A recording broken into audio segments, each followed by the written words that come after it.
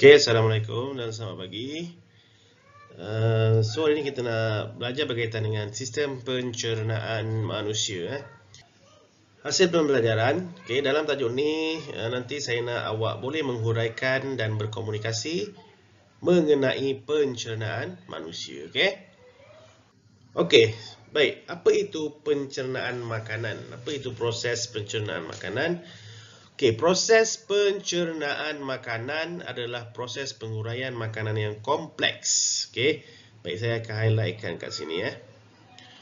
Okey, proses pencernaan yang kompleks. Okey, tengok beberapa keyword yang penting dekat sini. Okey, dan besar kepada molekul-molekul. Okey, yang lebih kecil, ringkas. Okey, dan boleh larut supaya boleh diserap oleh sel-sel badan. Okey, baik. So ada beberapa perkataan yang menjadi keyword dekat sini. Yang pertama, kompleks dan besar. Okey, yang kedua, molekul-molekul. Okey, yang lebih kecil dan ringkas. Kemudian diserap oleh badan. Okey, baik. So ada 4 keyword yang penting dekat sini . Okey, makanan yang kompleks dan besar, saya bagi contoh lah. Makanan yang selalu makan, nasi. Okey, nasi goreng, burger. Okey, itu makanan yang kompleks.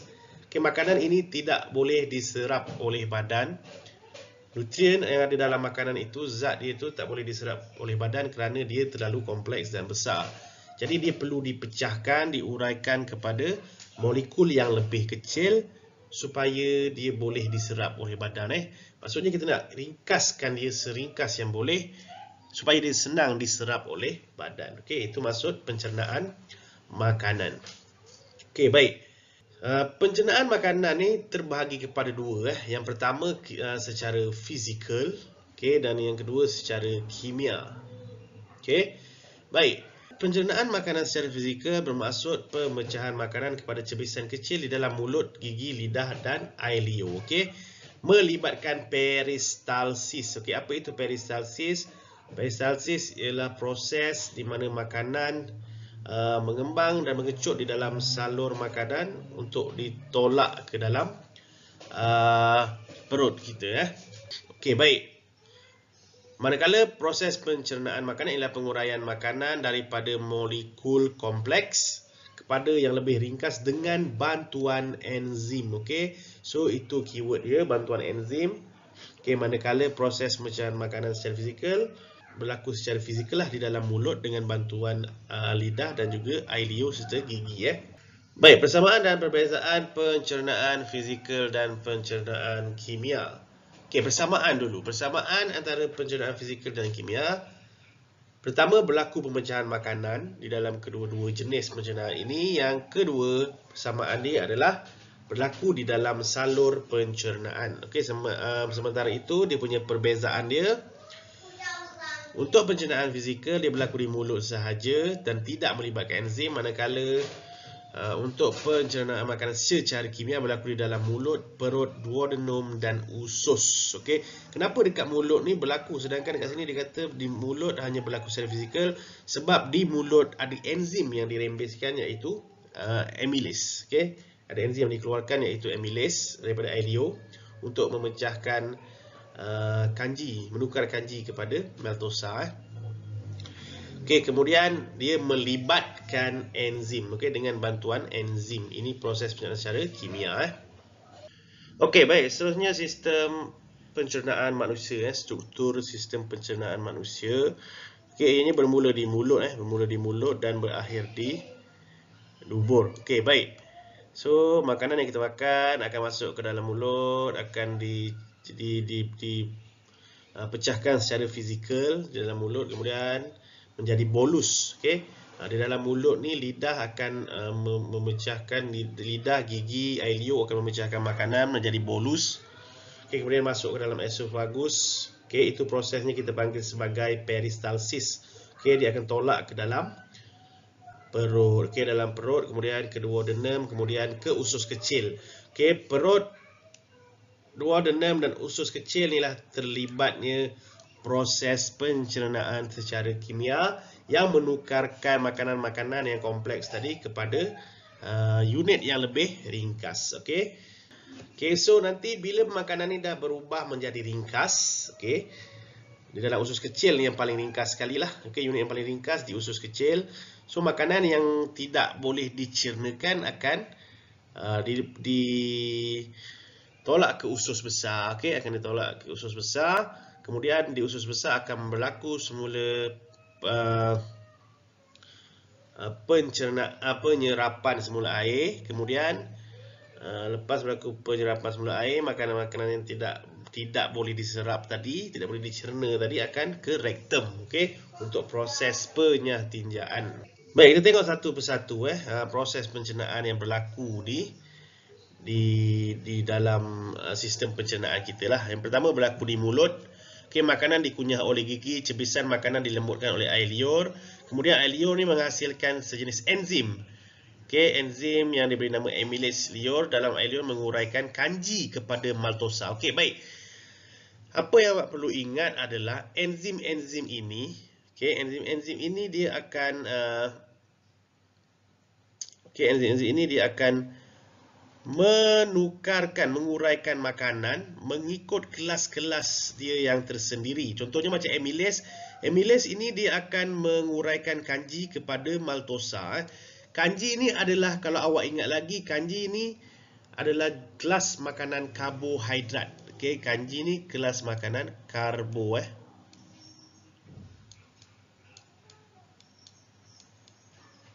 Okey, karbohidrat. Kanji ni karbohidrat, so dia menukarkan kanji kepada maltosa. Dan unit paling ringkas bagi karbohidrat ialah glukosa. So glukosa nanti akan diserap oleh badan kita. Bila dia dah ringkaskan kepada glukosa, unit yang paling asas sekali, dia akan diserap oleh badan kita. So setiap enzim ni menguraikan makanan mengikut kelas dia. Okey, ini amylase. Amylase memang akan menguraikan kanji, okey, karbohidrat. Okey, kemudian makanan yang telah dikunyah tadi dah hancur, okey, dia akan dibentukkan menjadi bulat oleh lidah, kemudian akan ditolak masuk ke dalam esofagus. Okey. So makanan yang telah dibulatkan tadi masuk dalam esofagus tu kita panggil dia sebagai bolus. Okey. Okey, kemudian bolus ni akan menjalani proses peristalsis pada dinding esofagus, menolak bolus untuk masuk ke dalam perut. Okey, bila sampai di dalam perut, dinding perut akan merembeskan protes. Okey. Protes ni adalah enzim yang akan menguraikan protein. Okey, protein kepada unit yang lebih ringkas. Okey. Mula-mula di perut, protes ini akan menukarkan protein kepada polipeptida. Okey. Dalam masa yang sama, perut juga merembeskan asid hidroklorik. Okey, asid hidroklorik ni dia akan mengaktifkan enzim protes.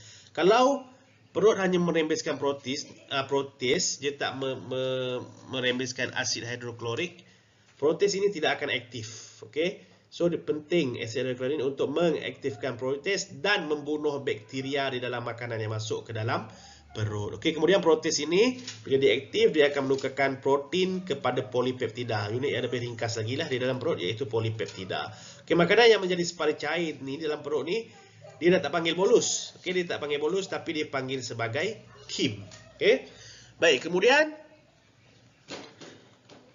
makanan tadi yang dah jadi kim tu dia akan ditolak masuk ke dalam duodenum. Okey. Duodenum ni adalah bahagian pertama dalam usus kecil. Okey. Kemudian hati akan menghasilkan jus hempedu dan disimpan oleh pundi hempedu. Jus hempedu ni akan mengemulsikan lemak menjadi titisan kecil dan menetralkan asid dalam kim. So tak ada lagi asid lah. Okay, kemudian pankreas menghasilkan jus pankreas yang mengandungi enzim, amylase, protease dan lipase. Okay, makanan yang tadi yang dah diuraikan kepada polipeptida dan juga maltosa ni terus dimasukkan ke dalam duodenum melalui perut tadi Kemudian dia dah ringkaskan kepada maltosa, kanji dah ringkas kepada maltosa, manakala protein dah ringkaskan kepada polipeptida. Okey, jadi di dalam duodenum dirembeskan lagi amylase pankreas, protease dan juga lipase. Okey, so amylase pankreas akan menukarkan kanji tadi kepada maltosa.